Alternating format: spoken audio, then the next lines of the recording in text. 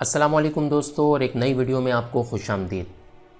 دوستو، بے شک میڈیکل سائنس کے میدان میں آج انسان نے بہت زیادہ ترقی کر لی ہے اور بہت سی ناممکن چیزوں کو ممکن کر دکھایا ہے، لیکن قدرت آج بھی ہمارے سامنے ایسے کیسز لا کر کھڑی کر دیتی ہے کہ میڈیکل سائنس میں عقل انسانی دنگ رہ جاتی ہے۔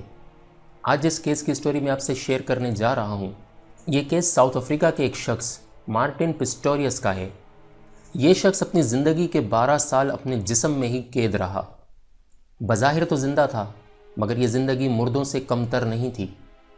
ڈاکٹرز کے مطابق دوبارہ زندگی کے کوئی چانس نہیں تھے، اور یہاں تک کہ اس کی فیملی کے لوگ بھی اس سے مایوس ہو چکے تھے اور انہوں نے تقریباً امید چھوڑ دی تھی۔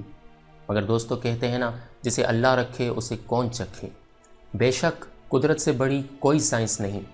دوستو، آئیے جانتے ہیں مارٹن کی سٹوری کے بارے میں، مگر ویڈیو میں آگے بڑھنے سے پہلے چینل کو سبسکرائب ضرور کر لیں اور ساتھ موجود بیل آئیکن کو بھی لازمی دبا لیں تاکہ اسی طرح کی معلوماتی ویڈیو آپ کو نوٹیفیکیشن کے ذریعے ملتی رہے۔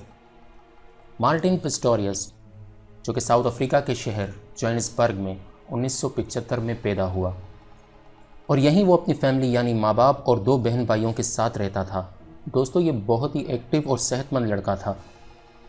80s کے آخری دور میں جب اس کی عمر تقریباً 12 سے 13 سال تھی، ایک دن اچانک کلاس روم میں بیٹھے ہوئے اس کی طبیعت خراب ہو گئی اور گلے میں شدید قسم کا درد اٹھا۔ اسکول سے گھر آنے کے بعد اسے ٹھنڈ لگنا شروع ہو گئی اور اس کی طبیعت مزید بگڑنے لگی۔ اسے ہاسپٹل لے جایا گیا۔ سب اسے معمولی فلو سمجھ رہے تھے اور کسی کو یہ اندازہ تک نہیں تھا کہ یہ انسان اب دوبارہ کبھی صحت یاب نہیں ہوگا۔ ڈاکٹرز نے چیک اپ کرنے کے بعد اسے ہاسپٹل میں ایڈمٹ کر دیا۔ دوستو، مارٹن بالکل پہلے جیسا نہیں رہا۔ دن بدن اس کی طبیعت مزید بگڑتی رہی۔ اس کی باڈی حرکت کرنا چھوڑ رہی تھی اور یہ مکمل طور پہ پیرالائز ہو چکا تھا۔ دوستو، حیرانی کی بات یہ ہے کہ ہر طرح کے چیک اپ اور مختلف قسم کے ٹیسٹ کرنے کے باوجود بھی ڈاکٹرز مارٹن کی بیماری کو سمجھ نہیں پا رہے تھے۔ بظاہر تو یہ سانس لے رہا تھا اور اس کی آنکھیں بھی کھلی تھیں، مگر نہ تو یہ بول سکتا تھا اور نہ ہی کوئی حرکت کر سکتا تھا۔ میڈیکل کے شعبے سے تعلق رکھنے والے مختلف لوگوں نے آ کے اس کا چیک اپ کیا، مگر کسی کی سمجھ میں کچھ نہیں آیا، اور مارٹن اپنا دماغی توازن بھی کھو رہا تھا۔ دوستو، یہ زندہ تو تھا، مگر زندہ لاش کی طرح، جو نہ کسی کو سن سکتا تھا، نہ بول سکتا تھا، اور نہ ہی کسی سے نظریں ملا پاتا تھا۔ ڈاکٹرز نے مارٹن کے والدین کو کہا کہ ان کا بیٹا کوما میں جا چکا ہے۔ ڈاکٹرز کے مطابق مارٹن کے پاس وقت بہت کم بچا تھا۔ کسی وقت بھی اس کی زندگی کا چیپٹر کلوز ہو سکتا تھا، یعنی وہ مر سکتا تھا۔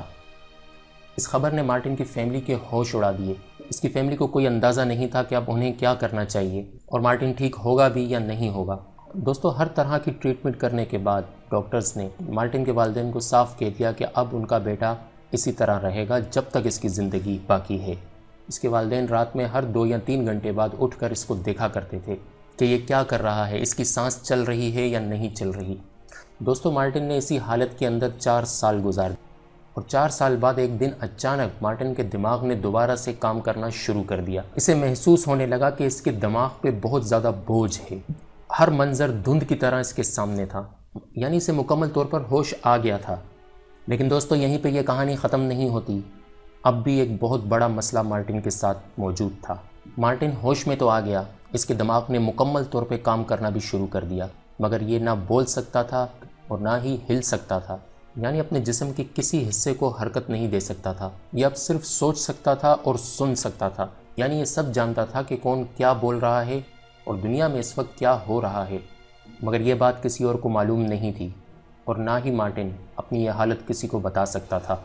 دوستو، آپ صرف سوچ کے دیکھیں کہ ہمیں اگر کوئی کچھ گھنٹوں کے لیے ہی بستر پر لیٹ کر بنا کسی حرکت کیے ہوئے کچھ سوچنے کو کہے تو ہماری کیفیت کیا ہوگی۔ جبکہ مارٹن کے ساتھ مسئلہ یہ تھا کہ وہ اپنی اس کیفیت کے بارے میں کسی کو اشارہ کر کر بھی نہیں بتا سکتا۔ اس دوران مارٹن کی دنیا میں کیا کچھ ہو رہا ہے، یا اس کی فیملی میں کون لوگ آ رہے ہیں، دکھ ہو یا کوئی خوشی کا تہوار ہو، ہر چیز کا علم اسے ہو جاتا تھا۔ اس کے ساتھ بیٹھے ہوئے لوگ آپس میں کیا باتیں کر رہے ہیں، اس کے متعلق کیا سوچ رہے ہیں، کیا بول رہے ہیں، یہ سب سنتا اور سمجھتا، مگر کسی کو بتا نہیں پاتا کہ اب میں ہوش میں ہوں، اور یہ بات اس کے سوا کوئی جانتا بھی نہیں تھا کہ مارٹن اب ہوش میں ہے۔ دوستو، یہاں تک کہ اس نے اپنی فیملی ممبرز یہ باتیں بھی سن لی کہ ہم امید کرتے ہیں کہ تم جلد ہی مر جاؤ، کیونکہ ہم سے تمہاری یہ حالت دیکھی نہیں جاتی، مگر انہیں یہ نہیں پتا تھا کہ مارٹن سب سن رہا ہے۔ دوستو مارٹن کا سب سے زیادہ خیال اس کے والد نے رکھا اور انہوں نے اس کی دیکھ بھال کے لیے ایک عورت بھی رکھی۔ اس تمام عرصے میں بہت سال گزر گئے۔ وہ عورت جو مارٹن کا خیال رکھتی تھی، ایک دن اسے احساس ہوا کہ مارٹن ہوش میں ہے اور یہ سب کو نہ صرف سن سکتا ہے بلکہ سب کی باتیں سمجھ بھی رہا ہے۔ دوستو مارٹن نے اپنی زندگی کے 12 سال اسی حالت میں گزار دیے۔ یہ اپنے جسم کے اندر ہی قید تھا، اور جب اس عورت کو مکمل طور پہ یقین ہو گیا کہ مارٹن اب پوری طرح سے ہوش میں ہے تو اس نے یہ بات فوراً مارٹن کے والدین کو بتائی۔ اس کے والدین اسے فوراً ہاسپٹل لے گئے، جہاں ڈاکٹرز کے چیک اپ کرنے کے بعد پتہ چلا کہ مارٹن واقعی ہوش میں ہے۔ دوستو کہتے ہیں نا، اللہ کے کام اللہ ہی جانتا ہے اور اس کی قدرت سے بڑی کوئی سائنس نہیں۔ دوستو ہاسپٹل میں پھر مارٹن کی فزیکل تھراپیز ہونا شروع ہو گئیں، اور تھوڑے ہی عرصے میں مشینوں کے ذریعے مارٹن لوگوں سے کمیونیکیٹ کرنے لگا، اور پھر جلد ہی صحت یاب ہونے کے بعد اس نے اپنی کہانی پوری دنیا کو بتائی کہ کتنے عرصے تک یہ اپنے جسم میں ہی پھنسا رہا ہے اور اس دوران اس کی کیا کیفیت تھی۔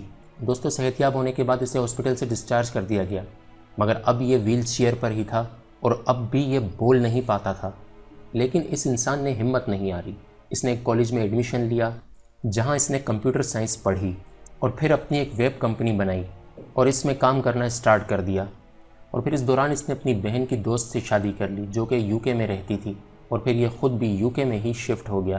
دوستو مارٹن اب یو کے میں ہی رہتا ہے اور یہ اپنی گاڑی خود ڈرائیو کرتا ہے جو کہ خاص اس کے لیے ڈیزائن کی گئی ہے۔